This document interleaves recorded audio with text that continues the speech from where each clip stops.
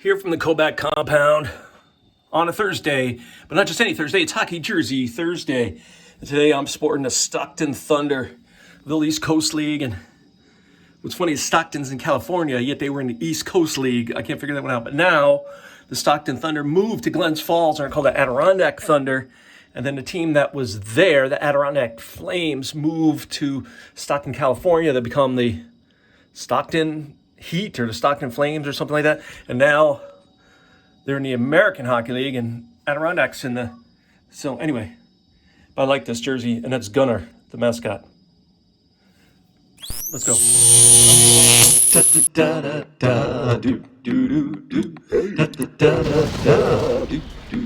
All right. Hey now. Mr. Kobach's class. It's Mr. Kobach's class. You might learn a ton. It's Mr. Kobach's class. It's interesting too. It's Mr. Kobach's class. And he's super cool. It's Mr. Kobach's class. So I promised we're going to work with microscopes here. By now you should be familiar with microscopes, kind of. You use them in the 7th grade at very middle school.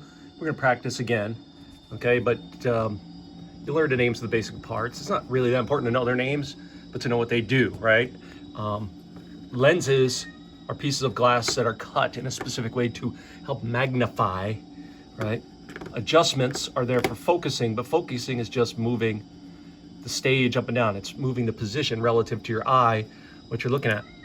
Okay? And remember, this is probably the hardest thing my students always have is when you look in the microscope, you see a circle. We call it the field of view, right? You see a circle. That circle exists. It looks bigger than it really is. That's why we magnify things, right? So we can see things that we normally can't. By the way, this is a picture of red blood cells. You can see all these little red blood cells, and then this is a white blood cell. See, it's not very white, is it?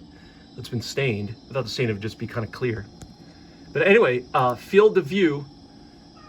Field of view, it always looks the same, but the distance across changes with magnification. So what you see at the lowest magnification is a lot bigger field of view than what you see at the highest magnification. That's why I can look at it as like, see this purple line? That's what you'd see at 40x, okay? When you look at a microscope at 400x, you see this size circle, but in real life, relative to the purple circle, it's much smaller. If that makes sense to you, microscopes will be easy. All right? All right, we'll learn how to measure in a microscope too, but field of view, right? This would be largest magnification, smallest field of view.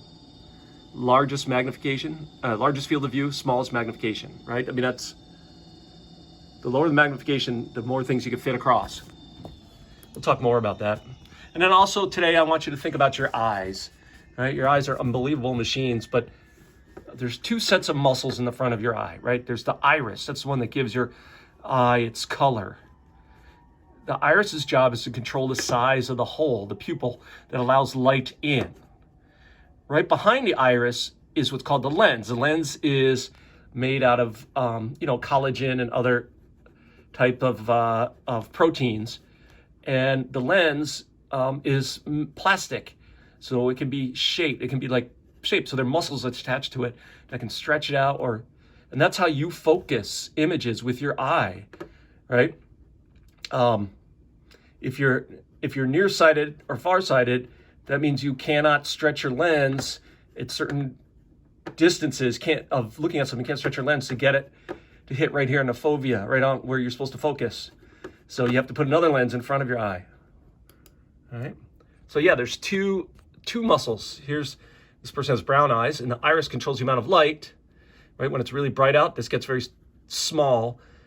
When it's very dark out, this opens up big. But then behind it is the lens, and there's a muscle that pulls on the lens. And one of the weird things you'll find, I've noticed this myself, is my vision is really good still, except for now I can't see things that close to me very well. What's happened is over time, your lens starts to harden up. Right? As it hardens up, it gets harder and harder to pull it, to stretch it, to see things that are very close. And so when you're old like me, you might need reading glasses. All right? So you look at something in The microscope, remember, you're looking through two lenses, an eyepiece, and then an objective lens, and you're looking at the itty-bitty object. When you're looking at it, your brain thinks the object is here and is much bigger. But in real life, it's an itty-bitty object. It's just image has been magnified once and then magnified twice by the time it hits you in the eye. And one weird thing about this is that in the magnification, the image gets flipped two times. So by the time it's in your eye, you're actually seeing it bigger, but also like upside down and backwards.